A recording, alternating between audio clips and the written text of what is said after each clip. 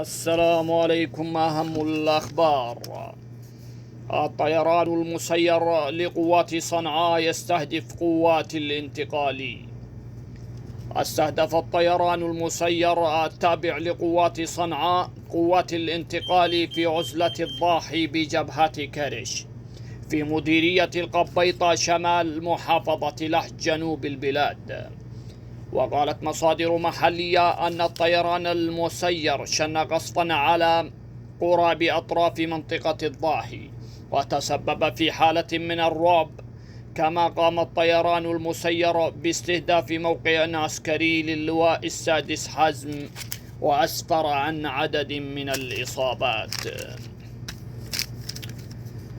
وفي خبر آخر، محاولة لإقناع جميع الأطراف المتصارعة في حضرموت على بقاء المنطقة العسكرية الأولى على أن تسند القيادة للواء محمود الصبيحي.